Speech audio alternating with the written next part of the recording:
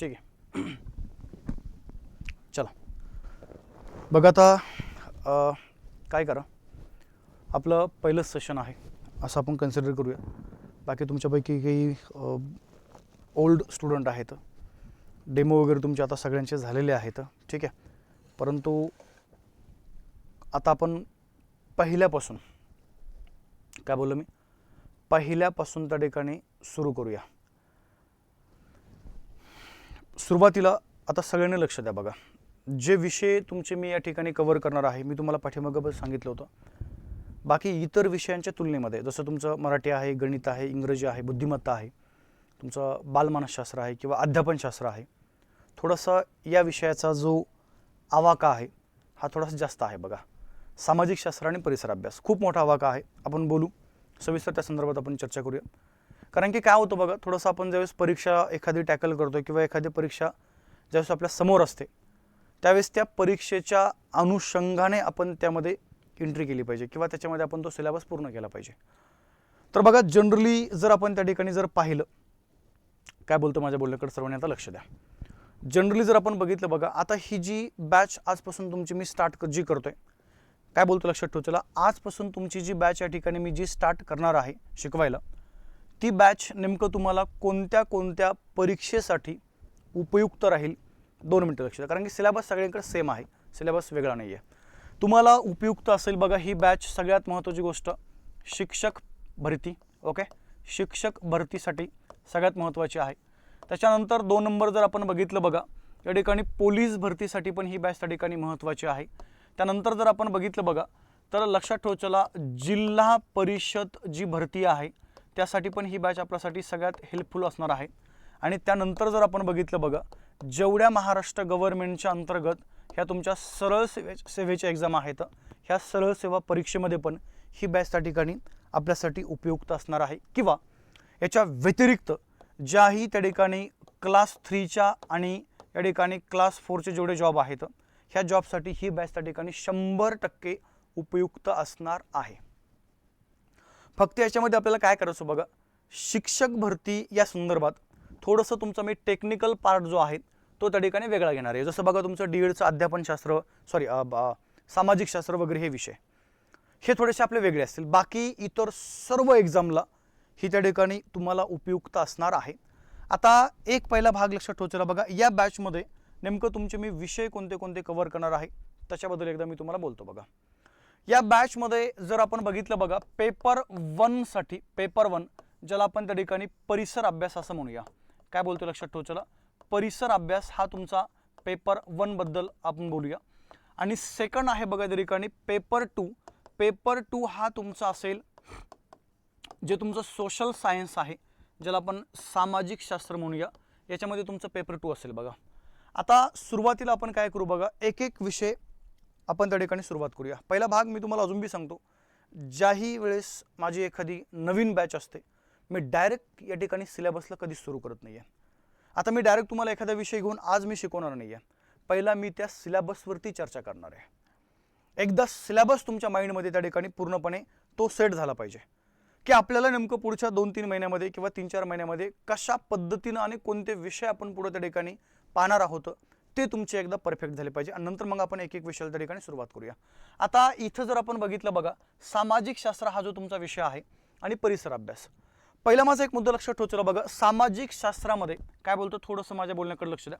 सामाजिक शास्त्रामध्ये थोडासा एक वेगळा मुद्दा असा असतो बघा, जे तुमचे विषय आहेत त्याबद्दल एकदा मी तुम्हाला बोलतो. पहिला एक भाग किंवा परिसर अभ्यासाबद्दल, आता हे तुमचे कॉमन विषय घेतो मी. सुरुवातीला कॉमन विषय, नंतर आपण मग जे सेपरेट आहेत त्याबद्दल नंतर बोलूया. एक पहिला तुमचा कॉमन विषय आहे बघा सगळीकडं, ज्या विषयाचं नाव लक्षात ठेवायला आपण ज्याला त्या ठिकाणी इतिहास म्हणूया. फक्त परिसर अभ्यासामध्ये तुमचा जो इतिहास आहे बघा, तो इतिहास थोडासा मिडावल जास्त येतो, बोलतो त्याबद्दल मी सविस्तर, ठीक आहे. त्यानंतर आपला एक महत्त्वाचा विषय आहे बघा, त्या विषयाचं नाव लक्षात ठेवायला या ठिकाणी भूगोल सारखा विषय आहे. त्याच्यानंतर जर आपण बघितलं, बघा राज्यघटना हा तुमचा एक महत्त्वाचा विषय आहे. त्यानंतर जर आपण बघितलं तर पंचायत राज हा एक आपला त्या ठिकाणी महत्त्वाचा विषय आहे. त्यानंतर जर आपण बघितलं, बघा सायन्स ज्याला आपण विज्ञान म्हणतो, याच्यामध्ये काही लोकांचं विज्ञान नसणार आहे, ज्यांचं मॅथ आहे त्यांना विज्ञान नाही आहे, त्यामुळे तुम्हाला तेवढं माहिती आहे, ठीक आहे. पण ज्यांचं मॅथ नाही ते विज्ञानाला त्या ठिकाणी हे करू शकता. त्यानंतर पुढचा तुमचा एक विषय आहे बघा संगणक म्हणून, ठीक आहे. इथं पण तुम्हाला एखादा अर्धा प्रश्न संगणकावरती विचारला जातो. आणि त्यानंतर एक लक्षात ठेवायचं बघा तुमचा पुढचा विषय आहे त्या ठिकाणी चालू घडामोडी, ज्याला आपण करंट अफेअर म्हणूया. हे सर्व विषय त्या ठिकाणी तुम्हाला अभ्यासाला आहेत आणि हे सर्व मिळून मग तुमचे त्या ठिकाणी 60 प्रश्न आहेत. पण एक गोष्ट कन्फर्म लक्षात ठेवायचं बघा, परीक्षा कोणती असू द्या आपल्यासाठी एक एक मार्क महत्त्वाचा आहे. आता हे झाले तुमचे मेन विषय. पण आता जर तुम्ही थोडंसं जर पुढे गेले बघा, इतिहास म्हणजे काय, तुम्हाला फक्त इथं इतिहास नाही आहे. 2 मिनिटं लक्ष द्या. इतिहास हा तुम्हाला परीक्षेमध्ये आहे 4 प्रकारचा, आपल्याला माहितच नाही आहे. 4 प्रकारचा इतिहास तुम्हाला परीक्षेमध्ये आहे. मग त्यामध्ये पहिला जर आपण बघितलं बघा, आपल्याला पहिला आहे त्या ठिकाणी एन्शियंट हिस्ट्री, ज्याला आपण प्राचीन इतिहास म्हणतो. त्यानंतर 2 नंबर जर आपण बघितलं बघा मिडॅवल हिस्ट्री, ज्याला आपण मध्ययुगीन इतिहास म्हणतो. आणि अजून थोडंसं माझ्या बोलण्याकडे लक्ष द्या, जे मुलं पेपर 1 साठी क्वालिफाय आहेत त्यांनी हा विषय याला जरा मोस्ट फोकसली लक्ष द्या. इथं तुम्हाला मॅक्झिमम प्रश्न आहेत पेपर 1 करणाऱ्या विद्यार्थ्यांसाठी. पेपर 2 मध्ये पण आहे, पण 1 करणारे विद्यार्थी 100% त्या ठिकाणी याला थोडंसं काय करा बघा, फोकसली बघा. त्यानंतर तुमचा पुढचा विषय आहे बघा मॉडर्न हिस्ट्री, ज्याला आपण आधुनिक इतिहास म्हणूया. आणि त्याच्यानंतर जर आपण बघितलं तर हिस्ट्रीमधलाच एक पार्ट आहे तुमचा या ठिकाणी समाज सुधारकांचा. आपल्याला काय करायचं आहे, इतिहासामध्ये फक्त तुमचा मी एक इतिहास कव्हर करणार नाही आहे, तर 4 प्रकारचे इतिहास मला तुमचे कव्हर करायचे आहेत, लक्ष द्या. त्यानंतर जर आपण पुढे जर गेलो बघा, तर पुढचा तुमचा विषय आहे त्या ठिकाणी भूगोल नावाचा. आता इथं तुम्हाला फक्त भूगोल म्हणजे काय, फक्त भूगोल नाही आहे, इथं पण लक्षात ठेवायचं 4 प्रकारचा भूगोल या ठिकाणी तुमचा मी कव्हर करून देणार आहे. त्यामध्ये पहिला जो भूगोल आहे बघा, तर पहिला भूगोल लक्षात ठेवायचा आपल्याला महाराष्ट्राच्या भूगोलाबद्दल या ठिकाणी चर्चा करायची. त्यानंतर 2 नंबर जर आपण बघितलं बघा, तर 2 नंबर आहे तुम्हाला या ठिकाणी भारताचा भूगोल. त्याच्यानंतर लक्षात ठेवायचं बघा जगाचा भूगोल पण त्या ठिकाणी तुम्हाला परीक्षेमध्ये आहे. आणि त्याच्या जर आपण पुढे गेलो बघा, तर आपल्याला एक्झाममध्ये या ठिकाणी पृथ्वीचा भूगोल पण परीक्षेमध्ये विचारला जातो, हे आपल्याला माहिती असणं आवश्यक आहे. म्हणजे इतिहास भूगोल हे 2 विषय तुमचे मेजर आहेत. मेजर म्हणजे बघा 60 प्रश्नांपैकी जवळजवळ तुमचे 40 क्रॉस प्रश्न हे तुमचे इथंच आहेत. 40 क्रॉस बोललोय मी. आणि मग राहिलेले बाकी तुमचे जे काही 20-25 प्रश्न आहेत हे तुमच्या बाकी इतर विषयावरती येतं, राज्यघटना असेल, पंचायत राज असेल, बाकी इतर विषय. त्यामुळे पहिला भाग लक्षात ठेवायचा आपल्यासाठी हे 2 विषय मोस्ट इम्पॉर्टंट आहेत. मग आता आपण काय करू बघा, आजच्या या लेक्चरमध्ये आपण त्या ठिकाणी सुरुवात ज्या विषयापासून मला करायची तो विषय लक्षात ठेवायचा. मी तुमची सुरुवात करणार आहे बघा त्या ठिकाणी मॉडर्न हिस्ट्रीपासून, म्हणजे इतिहासापासून आपण त्या ठिकाणी सुरुवात करूया. परंतु पहिला मुद्दा, इतिहासापासून त्या ठिकाणी सुरुवात करत असताना आपण काय करू बघा, सुरुवातीला इतिहासाचा पूर्णपणे हा जो सिलेबस आहे त्या सिलेबसवरती काय करूया, आपण त्या ठिकाणी बोलण्याचा प्रयत्न करूया. आणि अजून माझ्या बोलण्याकडे थोडंसं जरा लक्ष द्या सगळ्यांनी. आता माझे जे तुमच्यावरती जे लेक्चर होतील, बऱ्याचशा मुलांना तो एक मोठा डाऊट असतो बरं का. आता माझे जे लेक्चर आहेत, काय बोलतो लक्षात ठेवायचं, हे लेक्चर असतील, आत्ता सांगतो म्हणजे डबल तुमचं त्या ठिकाणी कोणती जम्पलिंग नको व्हायला. आपले लेक्चर असतात बघा सोमवारपासून आपले लेक्चर असतात, सोमवार ते डायरेक्ट शुक्रवारपर्यंत. सोमवार ते काय बघा शुक्रवार, हे असे इथं जवळजवळ एका हप्त्यातून त्या ठिकाणी 5 दिवस तुमचे लेक्चर मी घेतो. शनिवार रविवार थोडंसं मला संपूर्ण महाराष्ट्रामध्ये इतर ठिकाणी माझे सेशन्स लागलेले असतात, त्यामुळे मला शनिवारी इथून 10लाच निघावं लागतं बघा. म्हणजे शनिवारी या ठिकाणी रात्री 10-11ला संभाजीनगर सोडतो मी, आणि पुन्हा रविवारी पुन्हा इथं मी पहाटे 4-5 वाजता पोहोचतो. म्हणजे काय होतं बघा, आपले लेक्चर चालतील फक्त सोमवार शुक्रवारपर्यंत. पण शनिवारी तुमचा फ्री नसणार आहे. शनिवारी इथं बघा या ठिकाणी जे आपले ज्या बॅचचे विद्यार्थी आहेत त्या बॅचना आपण या ठिकाणी झालेल्या कंटेंटवर जी टेस्ट आहे बघा, ही टेस्ट त्या ठिकाणी काय करतो, या ठिकाणी मी प्रोव्हाइड करतो शनिवारी. ओके, त्यामुळे सरळ लक्षात ठेवायचं बघा. आपण जर बघितलं तर इथं तुम्हाला सोमवार शुक्रवार लेक्चर, शनिवारी तुमची टेस्ट, आणि जो संडे आहे बघा, हा संडे त्या ठिकाणी पूर्णपणे हा फ्रीमध्ये असतो. त्याचं कारण असं आहे की आठवड्यातून 1 दिवस ब्रेक हा तुम्हाला पण हवा असतो आणि आम्हाला पण हा ब्रेक हवा असतो बघा. त्यामुळे आपण संडे हा पूर्णपणे या ठिकाणी पूर्णपणे टोटली हा ऑफ आपला राहील. मग आता काय करा बघा, जर आपण आपल्या सिलेबसकडे जर गेलो तर प्राचीन इतिहासामध्ये आपल्याला काय करायचं बघा, जिथून आपल्याला या ठिकाणी सुरुवात करायची आहे. पहिला भाग लक्षात ठेवायचा, तुमचं पहिलं प्रकरण मी कव्हर करणार आहे, त्या प्रकरणाचं नाव लक्षात ठेवायचं बघा, माणसाची उत्क्रांती. इथून तुमचं आपण त्या ठिकाणी प्रकरणाला सुरुवात करणार आहोत. मग आता या प्रकरणामध्ये बऱ्याचशा संकल्पना आहेत. चार्लस डार्विनचा सिद्धांत आहे, लॅमार्क तो एक मोठा शास्त्रज्ञ होऊन गेला बघा. ओके, त्यांचा पण त्या ठिकाणी बरेचसे थिअरी आहेत. आपण सरळ काय करू बघा, माणसाच्या उत्क्रांतीबद्दल या ठिकाणी बोलणार आहोत। विशेष करून काय बोलतो लक्षात ठेव, चला जे परिसर अभ्यास म्हणजे जे पहिल्या पेपरला लोक फोकस करतात त्यांनी हे प्रकरण महत्त्वाचं आहे, कारण की माणसाची उत्क्रांती इतिहास आहे, चौथीला का मला वाटतं काहीतरी तिसरीला पुस्तक आहे ते, त्यामुळे काय करा बघा, परंतु तिथलं वेगळं हे वेगळं लक्षात ठेव। चला ठीक आहे, आपण एकदम डिटेल्समध्ये या प्रकरणाचा या ठिकाणी अभ्यास करणार आहोत। त्याच्यानंतर बघा प्राचीन हिस्ट्रीमध्ये तुमचं पुढचं प्रकरण आहे बघा आश्मयुगाचं। बघा आश्मयुगाच्या नंतर तुमचं पुढचं प्रकरण आहे बघा ताम्र पाषाण युग आपण ज्याला म्हणूया, हे तुमच्या त्या ठिकाणी पुढचं प्रकरण आहे। त्यानंतर बघा जर तुम्ही चौथ्या प्रकरणाबद्दल जर आपण चर्चा केली बघा, तर आपण त्याला हडप्पा किंवा अजून एक त्याला नाव देऊया आणि ते नाव लक्षात ठेव चला, ज्याला आपण सिंधू संस्कृती म्हणूया, हे तुमच्या त्या ठिकाणी काय बघा पुढचं प्रकरण आहे। जर आपण 5व्या नंबरला गेलो तर 5व्या नंबरला आपण जर बघितलं बघा, तर अजून तुमचं एक प्रकरण आहे आर्य संस्कृती किंवा तिला वेगळ्या भाषेमध्ये आपण तिला वैदिक संस्कृती पण बोलू शकतो। एक एक प्रकरण आहेत, एक एक प्रकरणाबद्दल आपण त्या ठिकाणी बोलणार आहोत आणि ज्यावेळेस आपलं प्रॉपर या ठिकाणी ह्या प्रकरणावरती मी लेक्चर घेईल अजून डिटेल्समध्ये, मी तुम्हाला अजून एक माझा मुद्दा लक्षात ठेव चला, भयंकर माहिती या ठिकाणी आपल्याकडे आहे। म्हणजे ज्यावेळेस तुम्ही हे थोडंसं पुढे जाताल बघा, त्यावेळेस तुमच्या ह्या सर्व गोष्टी लक्षात येऊन जातील की आपल्याला फक्त आपण हे ऐकत होतो पण आपल्याला ती माहिती डिटेल्समध्ये नव्हती बघा। सगळी माहिती मी सांगून देतो, काळजी करू नका। बघा आर्य किंवा वैदिक संस्कृती हे तुमच्या त्या ठिकाणी पुढचं प्रकरण आहे। त्यानंतर जर आपण बघितलं बघा, त्याच्यानंतर इथं जैन आणि बौद्ध धर्म या दोन धर्माचा आपण त्या ठिकाणी काय करू बघा, आपल्याला एक्झामच्या दृष्टीने ह्या दोन धर्माचा अभ्यास करायचा आहे। 7वं तुमचं प्रकरण आहे बघा, ज्याला आपण या ठिकाणी महाजनपद म्हणूया। महाजनपद आपल्या भारतामध्ये जवळजवळ प्राचीन भारतामध्ये 16 राज्य होती, त्या राज्यांना आपण महाजनपद असं नाव दिलेलं आहे। त्यानंतर बघा आपण जर बघितलं तर 8व्या नंबरचं तुमचं एक प्रकरण आहे, ज्या प्रकरणाचं नाव लक्षात ठेव चला, आपण ज्याला मौर्य साम्राज्य म्हणूया। काय बोललो बघा, मौर्य साम्राज्य। त्यानंतर बघा एक 9व्या नंबरचं प्रकरण आहे, या ठिकाणी प्रादेशिक सत्ता। परंतु प्रादेशिक सत्ता कोणत्या, मौर्य साम्राज्याचा अस्त झाल्यानंतर ज्या प्रादेशिक सत्ता भारतात निर्माण झाल्या होत्या आपण त्या सत्तेबद्दल या ठिकाणी चर्चा करणार आहोत। मग मौर्य साम्राज्य हे सगळ्यात मोठं आहे। त्याच्यानंतर बघा पुन्हा एकदा गुप्त साम्राज्य हे त्या ठिकाणी मोठं एम्पायर आपल्या भारतामध्ये या ठिकाणी होऊन गेलेलं आहे। बघा गुप्त साम्राज्यानंतर त्या ठिकाणी अजून आहे बघा तुमचं वर्धन साम्राज्य, आणि वर्धन साम्राज्यानंतर बघा प्राचीन इतिहासाबद्दलची इतर जी माहिती आहे ही इतर माहिती आपण काय करू बघा या प्रकरणामध्ये आपण कव्हर करूया। म्हणजे आपल्या जीएस मध्ये जर आपण बघितलं बघा तर प्राचीन इतिहासावरती तुमचे एकूण लेक्चर किती आहेत, म्हणजे एकूण तुमचे प्रकरण किती आहेत बघा, 12 प्रकरण जे आहेत त्या ठिकाणी प्राचीन इतिहासावरले। मी तुम्हाला अजून पण सांगतो, पाठीमागं मी तुम्हाला बऱ्याचदा बोललेलो आहे त्याच्यावरती, तुमचं मराठी आहे, गणित आहे, इंग्रजी आहे, बुद्धिमत्ता आहे, बालमानसशास्त्र आहे, अध्यापनशास्त्र आहे, ह्या विषयाचा सिलेबस लिमिटेड आहे, लिमिटेड आहे।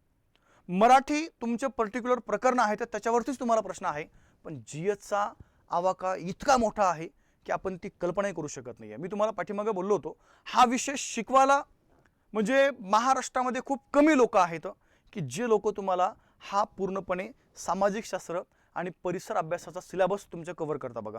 हा विषय शिकवणं म्हणजे काय साधी गोष्ट नाही आहे, एक सब्जेक्ट नाही आहे, 10 ते 20 सब्जेक्ट आहे त्याच्यामध्ये, तुम्हाला आता स्टेप बाय स्टेप कळून दे बघा, ठीक आहे। म्हणजे प्राचीन इतिहासामध्ये हे तुमचे 12 प्रकरण आहेत आणि या 12 प्रकरणाची माहिती आपल्याला या भागामध्ये घ्यायची आहे। अजून एक मुद्दा, लिहून घ्यायची काहीच गरज नाही आहे, आता सांगतो मी, हे सर्व मी तुम्हाला PDF स्वरूपामध्ये प्रोव्हाइड करणार आहे। काय बोलतोय, सर्व माहिती तुम्हाला PDF स्वरूपामध्ये प्रोव्हाइड केली जाईल, काळजी करू नका।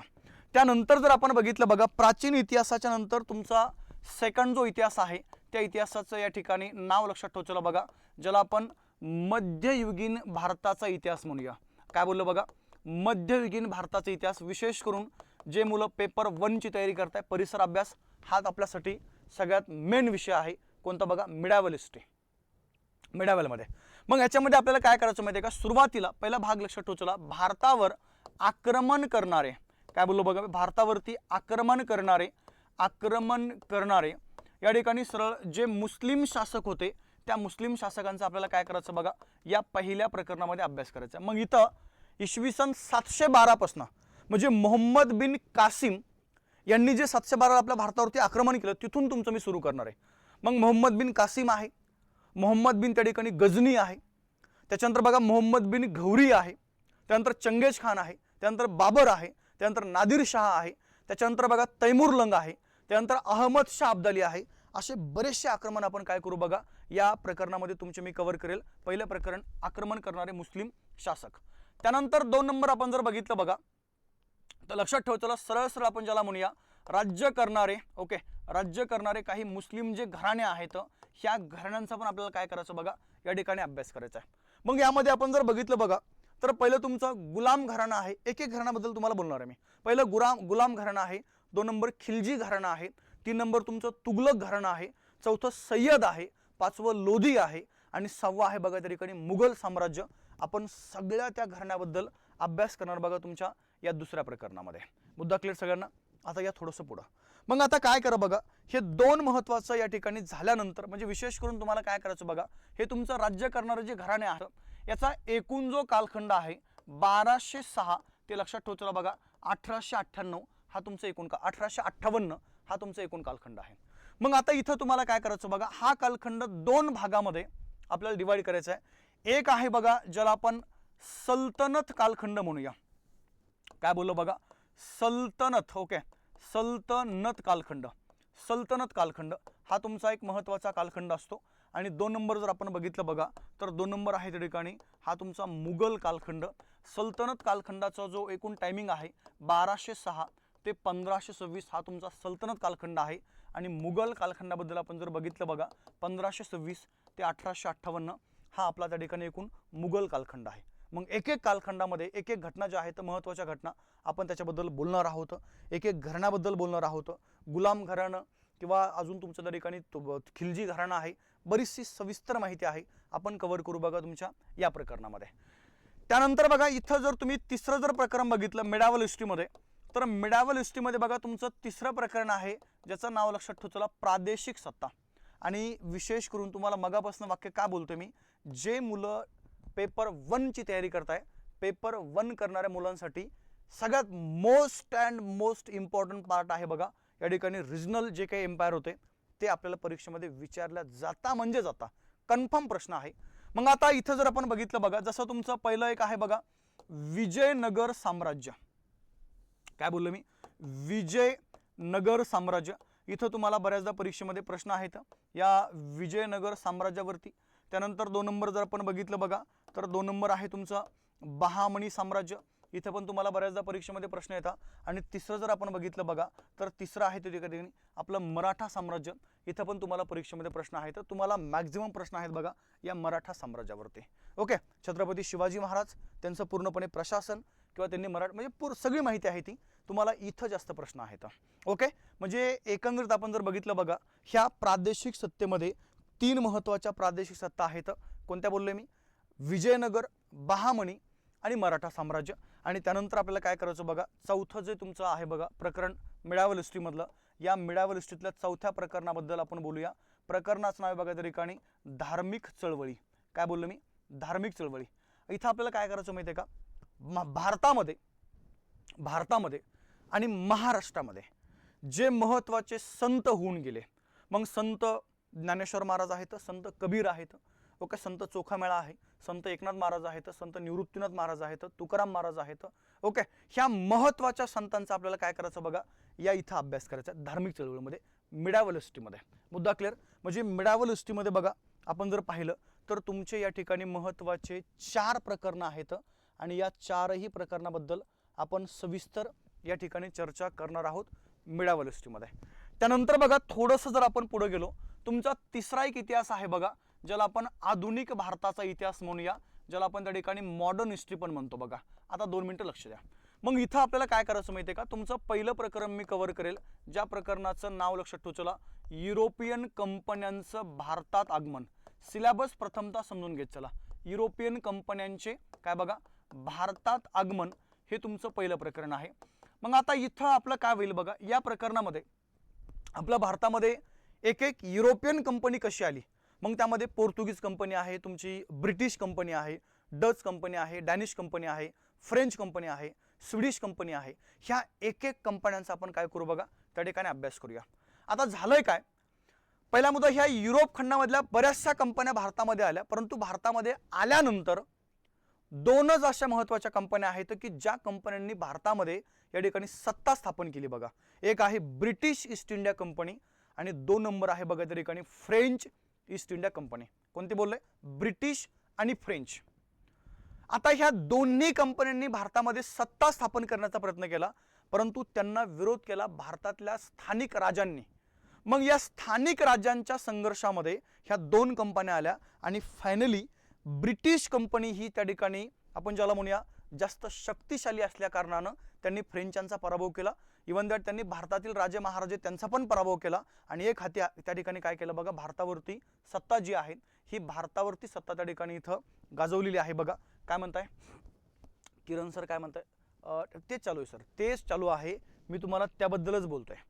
आपलं तेच डिस्कशन चालू आहे. पहिलंच लेक्चर आहे आपलाच. लेक्चर मी अजून सुरू केलेलं नाही आहे, मी तुम्हाला फक्त सिलेबसवरती बोलतोय. त्यामुळे हे थोडंसं काय करा, प्रत्येकाने लक्ष द्या. मग तुमचं दुसरं प्रकरण आहे बघा, भारत आणि इंग्रज संघर्ष. काय बोललो मी? भारत आणि इंग्रज संघर्ष हे तुमचं दुसरं प्रकरण आहे. मग आता इथं तुम्हाला काय करायचं माहिती आहे का, कर्नाटक युद्ध आहे तर इतिहासामधले, नंतर बघा तुमचं मराठा युद्ध आहे तर बंगाल युद्ध आहे. मी कालचं परवा दिवशी त्या ठिकाणी यूट्यूबला सेशन घेतलं, त्याच्यामध्ये वसईचा तह आलता बघा, कुणाकुणात झाला तर हे इथे येऊन जातं. प्लासीची लढाई आहे, बक्सार, हे सगळं त्या ठिकाणी तुमचं कव्हर कुठं होईल बघा, ह्या दुसऱ्या प्रकरणामध्ये. ओके. त्यानंतर जर आपण बघितलं बघा, तुमचं तिसरं जे प्रकरण आहे, तिसरं प्रकरण लक्षात ठेवा, चला, कंपनीची गव्हर्नर पद्धती. ही जी ब्रिटिश ईस्ट इंडिया कंपनी आहे बघा, ह्या कंपनीची गव्हर्नर पद्धती आपल्याला या ठिकाणी माहीत असणं आवश्यक आहे. मग या गव्हर्नर पद्धतीमध्ये सुरुवातीला आपल्याला चर्चा करायची आहे बंगालचे गव्हर्नर. आपण जवळजवळ एकूण बंगालचे गव्हर्नर 7 व्यक्ती आहेत, त्यांच्याबद्दल बोलणार आहोत. त्यानंतर 2 नंबर आहे बघा या ठिकाणी बंगालचे गव्हर्नर जनरल, हे दुसऱ्या क्रमांकाला आहेत. त्यानंतर तिसरा जर आपण क्रमांक जर बघितलं बघा तर लक्षात ठेवू, चला, भारताचे गव्हर्नर जनरल हे तुमच्या तिसऱ्या क्रमांकाला आहेत. सिक्वेन्स वाईज आपण जातोय, काळजी करू नका, ठीक आहे. सिक्वेन्स वाईज आपण त्या ठिकाणी जाणार आहोत. मग भारताचे गव्हर्नर जनरल झाल्यानंतर बघा तुमचं एक चौथं प्रकरण आहे, ज्या चौथ्या प्रकरणाचं नाव लक्षात ठेवू, चला, 1857चा उठाव. तुम्ही जर पाठीमागचे जर क्वेश्चन पेपर बघितले तर या क्वेश्चन पेपरमध्ये ह्या उठावावरती आपल्याला बरेचसे प्रश्न विचारले गेलेले आहेत. त्यामुळे तुम्हाला ह्या उठावाची सविस्तर माहिती या प्रकरणामध्ये मी करून देईल. ओके. 1857चा उठाव. त्यानंतर बघा तुमचं मॉडर्न हिस्ट्रीमधलं एक 5वं प्रकरण आहे बघा, की भारतातील, काय बोललो बघा, भारतातील सामाजिक आणि धार्मिक सुधारणा चळवळी. काय बोललो मी?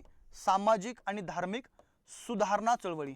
म्हणजे आपल्याला काय करायचं माहिती आहे का, आता या प्रकरणामध्ये सामाजिक आणि धार्मिक सुधारणा चळवळी पाहत असताना सरळ सरळ मग त्यामध्ये तुमचं ब्रह्मो समाजाचा आपल्याला अभ्यास करायचा आहे, आर्य समाजाबद्दल बोलायचं आहे, स्वामी विवेकानंद यांचं जे काही रामकृष्ण मिशन आहे त्यांच्याबद्दल आपल्याला बोलायचं आहे, प्रार्थना समाज आहे, त्यानंतर बघा तुमचं भारत सेवक समाज आहे. म्हणजे आपल्याला ह्या प्रकरणामध्ये हे सगळं त्या ठिकाणी तुमचं क्लिअर होऊन जाईल बघा, ठीक आहे. त्यानंतर बघा तुमचं मॉडर्न हिस्ट्रीमधलं 6वं प्रकरण आहे भारताचे व्हाईसरॉय. माझ्या बोलण्याकडे थोडंसं लक्ष द्या. सिलेबस प्रथमतः या ठिकाणी समजून घेण्याचा प्रयत्न करत चला बघा. भारताचे व्हाईसरॉय हे आपलं पुढचं प्रकरण आहे. 7वं तुमचं प्रकरण आहे बघा प्रादेशिक संघटना. 2 मिनिटं लक्ष द्या, ठीक आहे. आता जर आपण बघितलं बघा ह्या प्रादेशिक संघटना कोणत्या कोणत्या, म्हणजे आपल्या भारतामध्ये ही जी काँग्रेस नावाची संघटना जी आहे बघा ती स्थापन झालेली आहे 1885 मध्ये. पण या 1885च्या अगोदर आपल्या भारतामध्ये बऱ्याचशा छोट्या मोठ्या प्रादेशिक संघटना होत्या. मग कोणती संघटना कोणत्या भागामध्ये ते आपल्याला माहीत पाहिजे. जर उद्या जर तुम्हाला परीक्षेमध्ये प्रश्न असा विचारला की बॉम्बे असोसिएशन या संघटनेची स्थापना कोणी केली किंवा कधी केली, आपल्याला ते माहीत पाहिजे. मद्रास असोसिएशन जी आहे ही कोणी स्थापन केली. त्यानंतर आपण जर बघितलं बघा अशा भरपूर संघटना आहेत. अनुशीलन समिती आपण मगाशीच बघितलंय. म्हणजे प्रादेशिक संघटना हे आपलं पुढचं प्रकरण आहे बघा. आणि मग 8व्या नंबरला आपल्याला जायचंय आणि तुमचं 8व्या नंबरचं प्रकरण आहे बघा, ज्या प्रकरणाचं नाव लक्षात ठेवू, चला, आपण ज्याला या ठिकाणी राष्ट्रीय काँग्रेस म्हणूया. मग आता या राष्ट्रीय काँग्रेसचे पुन्हा या ठिकाणी तुम्हाला 2 कालखंड पाहायचे. तर पहिला कालखंड आहे मवाळ कालखंड. काय बोललो बघा मी? मवाळ कालखंड. आणि दुसरा तुमचा कालखंड आहे बघा, ज्या कालखंडाचं नाव लक्षात ठेवू, चला, ज्याला आपण जहाल कालखंड म्हणूया. मग आता मवाळ कालखंड आपण जर बघितलं 1885 ते 1905 म्हणजे त्याचा एकूण तो कालखंड आहे.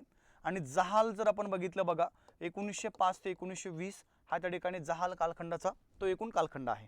मग आपण जर बघितलं तर या जहाल कालखंडामध्ये महत्त्वाच्या 2 घटना आपल्याला माहीत असणं आवश्यक आहे. त्यातली पहिली घटना आहे बघा बंगालची फाळणी. सविस्तर आपण त्या फाळणीबद्दल या ठिकाणी बोलणार आहोत, जी फाळणी 1905 मध्ये झाली. आणि दुसरी एक आहे बघा, ज्या घटनेचं नाव लक्षात ठेवा, चला आपण ज्याला होमरूल आंदोलन म्हणूया. काय बोललो बघा, होमरूल आंदोलन जे त्या ठिकाणी सुरू झाले 1916 मध्ये. म्हणजे जहाल कालखंडामध्ये तुम्हाला काय करायचे, ह्या दोन महत्त्वाच्या घटना ज्याच्यावर आपल्याला बऱ्याचदा परीक्षेमध्ये प्रश्न विचारले जात असतात, आपल्याला ते माहीत असणं आवश्यक आहे. आणि त्यानंतर बघा मॉडर्न हिस्ट्रीमध्ये तुमचं एक 9व्या नंबरचं प्रकरण आहे, ज्याला आपण इथं नाव देऊया गांधी युग म्हणूया. काय बोललो बघा, गांधी युग. आणि मग या गांधी युगाचा जो एकूण कालखंड आहे 1920 ते 1947 हा त्यांचा कालखंड आहे. आणि मग गांधी युगाचा अभ्यास करत असताना आपल्याला गांधीजींचं पूर्णपणे जे जीवन आहे बघा, ह्या जीवनाच्या ठिकाणी अभ्यास करायचा आहे. त्याच्यामध्ये सुरुवातीला त्यांचे सत्याग्रह, ओके, एक एक सत्याग्रह आहेत, आपण त्यांच्याबद्दल बोलूया. त्यानंतर महात्मा गांधीजींचे महत्त्वाचे जे काही आंदोलनं आहेत, ह्या आंदोलनाचा पण त्या ठिकाणी तुम्हाला अभ्यास करायचा आहे. आणि मॉडर्न हिस्ट्रीमध्ये बघा तुमचं 10वं प्रकरण आहे. आणि ते 10वं प्रकरण लक्षात ठेवचला, ज्याला आपण सरळ सरळ स्वातंत्र्याकडे वाटचाल जी आहे आपण असं म्हणूया. ठीक आहे, म्हणजे आपल्याला इथं 10व्या प्रकरणामध्ये स्वातंत्र्याकडे भारताची वाटचाल कशी झाली, ह्या स्वातंत्र्याकडे भारताच्या वाटचालीचा आपल्याला या ठिकाणी सविस्तर अभ्यास करायचा आहे 10व्या प्रकरणामध्ये. ठीक आहे. आणि शेवटी मग इथे तुम्हाला भारत स्वतंत्र करायचा आहे 1947 पर्यंत. त्यानंतर बघा तुमचं 11व्या नंबरचं प्रकरण आहे बघा, ज्या प्रकरणाचं नाव लक्षात ठेवा, चला भारतातील क्रांतिकारी चळवळी. काय बोललो मी, भारतातील क्रांतिकारी ज्या संघटना किंवा ज्या चळवळी आहेत, ह्या चळवळीचा आपण सविस्तर अभ्यास करणार बघा या तुमच्या प्रकरणामध्ये. म्हणजे आपल्याला मॉडर्न हिस्ट्रीमध्ये पूर्णपणे 11 प्रकरणांचा अभ्यास करायचा आहे. किती बोललो मी, 11 प्रकरणं. म्हणजे लक्षात ठेवायचं हे तुमचे 11 प्रकरणं. अजून एक तुमचं प्रकरण बाकी आहे, 12व्या नंबरचं प्रकरण आहे बघा, भारताचा घटनात्मक विकास. ओके, भारताचा घटनात्मक विकास. कारण की आपल्याला बऱ्याचदा तुमच्या शिक्षक भरतीमध्ये ह्या घटनात्मक विकासावरती प्रश्न आहेत. म्हणजे महत्त्वाचे जे कायदे आहेत, मग ब्रिटिशांनी आपल्या भारतामध्ये राज्य करत असताना त्यांना सोयीस्कर ठरेल असे बरेचसे कायदे संमत केले होते. मग या प्रकरणामध्ये आपल्याला त्याच सविस्तर कायद्यांचा अभ्यास करायचा आहे. ठीक आहे, म्हणजे पहिला भाग लक्षात ठेवायचा बघा. इथं आपण जर बघितलं तर प्राचीन इतिहासामध्ये तुमचे एकूण प्रकरण आहेत 12. त्यानंतर मध्ययुगीन इतिहासामध्ये एकूण प्रकरण आहेत बघा तुमचे 5, बरोबर आहे का. आणि इथं आपण जर बघितलं बघा, प्राचीनमध्ये पूर्णपणे 12 प्रकरणं आहेत, इथं 5 प्रकरणं आहेत. आणि मॉडर्न हिस्ट्रीमध्ये किती बघा त्या ठिकाणी पुन्हा तुमचे 12 प्रकरणं आहेत. म्हणजे 12 12 24 आणि हे त्याचे 29, म्हणजे सरासरी आपण इथं 30 प्रकरणामध्ये तुमचा पूर्णपणे इतिहास या ठिकाणी मी संपवणार आहे. हे 30 प्रकरण एकदम सविस्तर, एक्झाम ओरिएंटेड, जिथं आपल्याला 100% परीक्षेमध्ये प्रश्न आहे त्याच्यावरती आपण या ठिकाणी बोलणार आहोत. काळजी त्या ठिकाणी नसावी. ओके, तर अशा प्रकारे हा तुमचा त्या ठिकाणी मॉडर्न हिस्ट्रीचा पूर्णपणे तुमच्या हिस्ट्रीचा सिलेबस आहे. अजून लक्षात ठेवा, चला त्याच्या तुमचा पुढचा पार्ट आहे बघा समाज सुधारकांचा. ओके, आता इथं आपल्याला काय करायचं आहे, आपल्या शिक्षक भरतीच्या अनुषंगाने जेवढे महत्त्वाचे समाजसुधारक आहेत त्यांचा आपल्याला अभ्यास करायचा आहे. तर 3 समाजसुधारक तुम्हाला कन्फर्म माहीत असणं आवश्यक आहे. त्यातले पहिले आहेत बघा राजर्षी शाहू महाराज. ओके, राजर्षी शाहू महाराज. त्यानंतर 2 नंबर आपण जर बघितलं तर महात्मा ज्योतिबा फुले, आपण त्यांना महात्मा फुले असं म्हणूया. आणि 3 नंबर आहेत बघा डॉक्टर BR आंबेडकर, म्हणजे डॉक्टर बाबासाहेब आंबेडकर. ह्या 3 समाजसुधारकांचा आपल्याला कंपल्सरी अभ्यास इथं करण्याचा आहे. त्याच्यानंतर बघा चौथे तुमचे प्रकरण आहेत, म्हणजे जे समाजसुधारक आहेत बघा, ज्यांचं नाव लक्षात ठेवा, महर्षी धोंडो केशव कर्वे आहे का रे. चला, ज्यावेळेस तुम्ही त्या ठिकाणी D.Ed किंवा B.Ed मध्ये सामाजिक शास्त्राचा अभ्यास करत होते बघा, त्यावेळेस तुम्हाला कर्वेंच्याबद्दल बऱ्याचदा परीक्षेमध्ये तिथं म्हणजे ते होतं बघा ते. ठीक आहे, आपल्याला अभ्यास करायचा आहे महर्षी धोंडो केशव कर्वे यांचा. त्यांच्यानंतर लक्षात ठेवा महर्षी विठ्ठल रामजी शिंदे, हे पण आपल्यासाठी महत्त्वाचे आहेत, त्यांचा पण आपण त्या ठिकाणी अभ्यास करूया. त्यानंतर आपल्याला एक अजून महत्त्वाचे आहेत बघा नाना जगन्नाथ शंकर सेठ, यांचा पण आपल्याला काय करायचं बघा पूर्णपणे या समाजसुधारकांच्या टॉपिकमध्ये यांचा अभ्यास करायचा आहे. नाना जगन्नाथ शंकर सेठ. 7व्या नंबरचे एक समाजसुधारक आहेत गोपाळ गणेश आगरकर, यांचा पण आपल्याला काय करायचं बघा पूर्णपणे या भागामध्ये अभ्यास करायचा. ठीक आहे, असे महत्त्वाचे आहेत, परंतु मेन सांगतो मी, एवढे सर्व आपल्याला समाजसुधारक आहेत. अजून याच्यामध्ये 2-4 मी प्लस करेल, जवळजवळ तुमचे एकूण 15 समाजसुधारक आहेत इथं मी घेईल ते. ठीक आहे, तर PDF मध्ये सगळ्यांची नावं वगैरे मी तुम्हाला शेअर करून देतो. तर अशा प्रकारे आपला हा पूर्णपणे मॉडर्न हिस्ट्रीचा सिलेबस आहे. आत्ताच सांगतोय आता हे लिहून घ्यायची गरज नाही आहे, याची डायरेक्ट तुम्हाला PDF मी प्रोव्हाइड करतो बघा. ही PDF तुम्हाला, आणि सर्वांनी डबल तेच मला सांगण्याची वेळ नका येऊ दे पोरांनो. इतके मुलं आहेत ते प्रत्येकाला मला ते सांगणं पॉसिबल होत नाही आहे. जवळजवळ इकडल्या बॅचमध्ये 400-500 मुलं आहेत, इकडल्या बॅचमध्ये मला वाटतं काहीतरी 60-70 मुलं आलेले आहेत. म्हणजे जवळजवळ सरासरी एक 550 ते 600 मुलं आहेत बघा. आणि मला सांगा आता या 550 ते 600 मुलांना मी इंडिव्हिज्युअली PDF तर शेअर करू शकत नाही ना पोरांनो. तुमचेच फोन मला कधी तुम्ही इतके फोन करताय, माझ्याने होत नाही रिसीव्ह करणं ते, कारण की एक तर दिवसभर कंटिन्युअसली लेक्चर असतात. त्यामुळं माझं मत आहे सर्वांनी टेलिग्राम चॅनल जॉईन करा, हिस्ट्री बाय अमोल सर. काय बोललो मी? हिस्ट्री बाय अमोल सर हे टेलिग्राम चॅनल सर्वांनी जॉईन करा. इथं तुम्हाला मी सर्व PDF ज्या आहेत ह्या प्रोव्हाइड करतो, काळजी करू नका. पहिलाच दिवस आहे आपला, त्यामुळं एखाद्याला लेक्चर जॉईन करता नसेल आलं, काही अडचण असेल तर मी तुम्हाला, आणि अजून एक मुद्दा, माझा नंबर तुमच्या मोबाईलमध्ये 100% सेव्ह करून ठेवा. 99 75 75 54 काय 99 हा नंबर माझा सेव्ह करा. आणि काय करा बघा, प्रत्येकाने ॲटलिस्ट मला या ठिकाणी व्हॉट्सअप एक मॅसेज करून टाका. ठीक आहे, व्हॉट्सअपला मॅसेज करा. त्या मॅसेजमध्ये तुमचं नाव म्हणजे तुमचा नंबरही माझ्याकडे सेव्ह राहील बघा, जेणेकरून एखादे, बऱ्याचदा काय होतं बघा, अननोन नंबर माझ्याकडनं कधी रिसीव्ह होत नाही, कारण की ते दिवसभरात इतके असतात. पण जर तो नंबर जर माझ्याकडे सेव्ह असेल तर 100% मी कॉल रिसीव्ह करतो.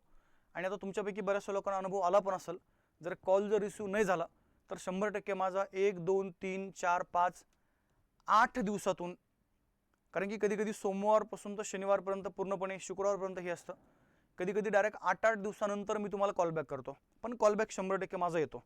त्यामुळं काय करा बघा, तुमचा या ठिकाणी हा नंबर माझा सेव्ह करा, तुमचं नाव इथं मेन्शन करा, आणि तुम्ही कोणत्या जिल्ह्यामधून बोलताय तुमचा जिल्हा पण त्या ठिकाणी मेन्शन करा. म्हणजे ते मी तुमच्या जिल्ह्यात तुमचं नाव आणि तुमच्या नावासोबत मी तो जिल्हा सेव्ह, म्हणजे जिल्हा टाकत असतो, म्हणजे मला लक्षात येऊन जातं की तुम्ही ह्या जिल्ह्यामधनं बोलताय. ठीक आहे, तर एवढं काय करा बघा, हे एक करा, म्हणजे आपल्याला पुढचा प्रवास जो आहे तो आपल्याला सोबत करायचा आहे. आणि हा प्रवास आपण चांगल्या पद्धतीने करूया. माझ्याकडनं चांगला या ठिकाणी खूप, म्हणजे आपण ज्याला म्हणूया एक प्रामाणिकपणे या ठिकाणी मी सर्व गोष्टी, जे नॉलेज माझ्याकडे आहे, जे ज्ञान त्या ठिकाणी माझ्याकडे आहे, हे मी तुम्हाला पुढच्या या प्रवासामध्ये देण्याचा 100% प्रयत्न करील.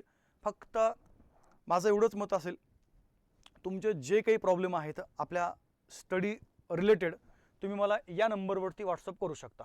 आणि काही अडचण असेल तर 100% मला तुम्ही कॉलही करू शकता. पण त्यासाठी सोयीस्कर होईल तुमचा नंबर जर माझ्याकडे सेव्ह राहिला तुमच्या जिल्ह्याच्या नावासकट, तर मला जसा वेळ मिळतो लगेच त्या ठिकाणी मी तुम्हाला कॉलबॅक करून घेत असतो बघा.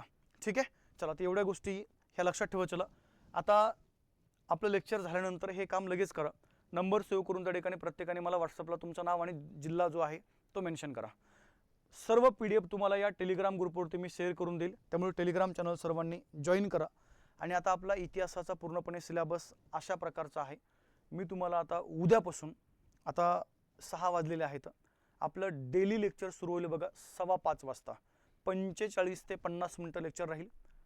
5:15 ते मी सरासरी 6:15 पर्यंत लेक्चर घेईल तुमचं मी. आज थोडं लवकर जातोय. 45 ते 50 मिनटाचं लेक्चर राहील. ठीक आहे, पण उद्यापासून आपण काय करू बघा, आता तुमच्या ह्या इतिहासाच्या विषयाला सुरुवात करूया. ठीक आहे, चला, आता आपण थांबूया. काय म्हणताय? काही नोट्स व्हॉट्सअपला पाठवले आहे ना सर? काही नोट्स व्हॉट्सअपला नाही, व्हॉट्सअपला याच्यानंतर माझ्याकडे नोट्स पाठवणं होणार नाही आहे, कारण की ॲक्च्युली प्रॉब्लेम असा आहे की जो ऑफिसमधला जो मुलगा आहे, जो माझं पूर्णपणे हे व्हॉट्सअप वगैरे हँडल करतो, तो आता सुट्टीवर गेलेला आहे. त्यामुळं मी ते एवढं होणार नाही माझ्याकडनं. टेलिग्राम ग्रुपवरती मी शेअर करू शकतो. ठीक आहे, तुम्हाला तिथं सगळ्यांना येऊन जातील. बरं, चला मित्रांनो, थांबू आपण. भेटू आता आपण आपल्या डायरेक्ट उद्याच्या लेक्चरमध्ये. तोपर्यंत सर्वांना जय हिंद, जय महाराष्ट्र, शुभरात्री.